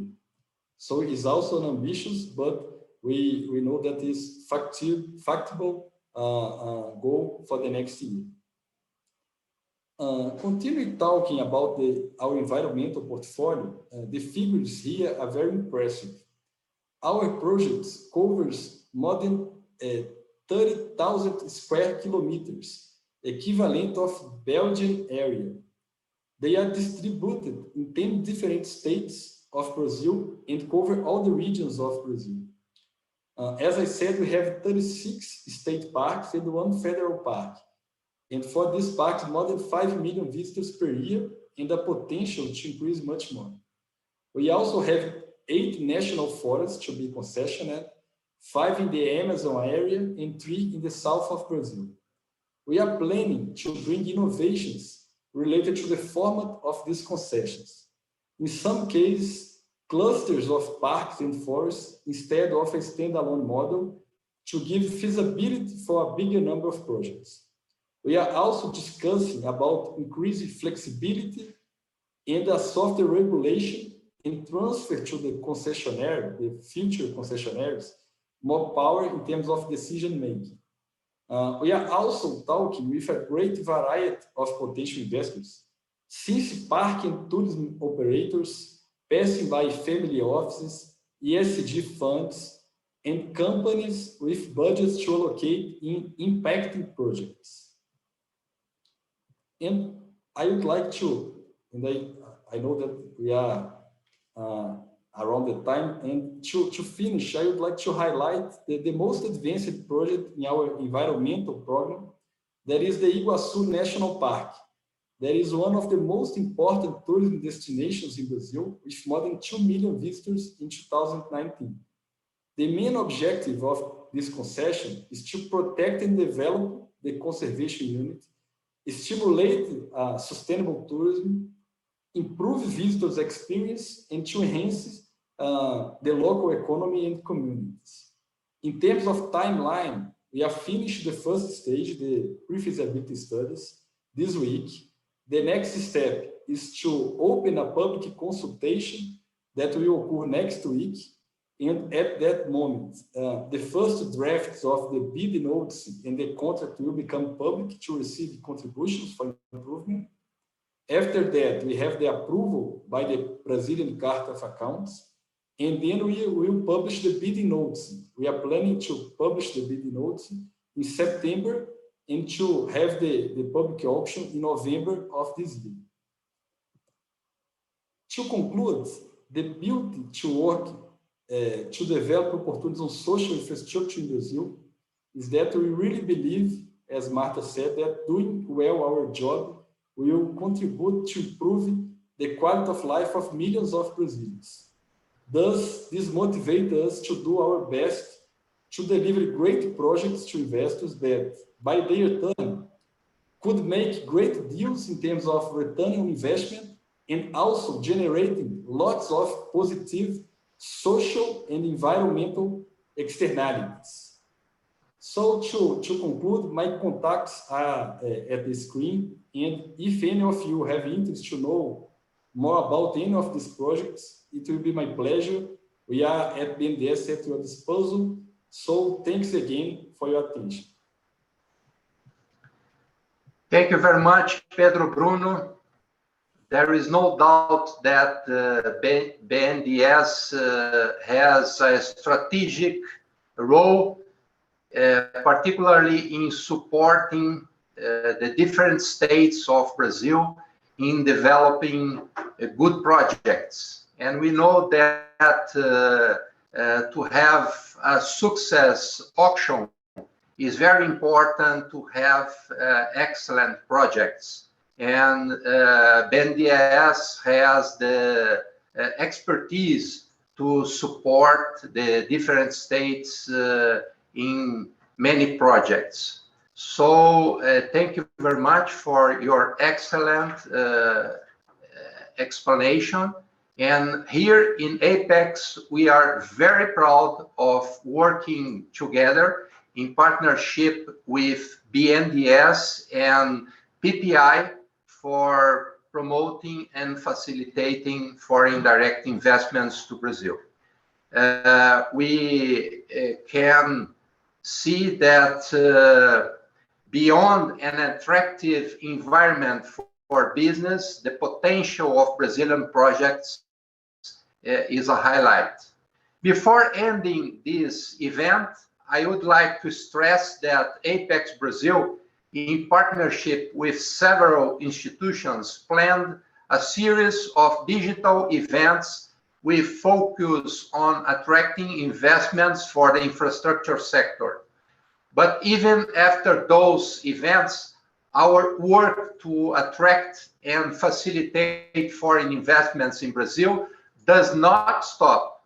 Make sure to access our LinkedIn profile, Invest in Brazil, and our website, investinbrazil.com.br, to invest in Brazil with trust and safety.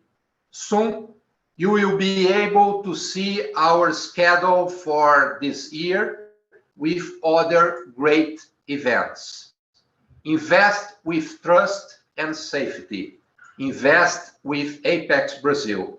Thanks to all of you who joined us today.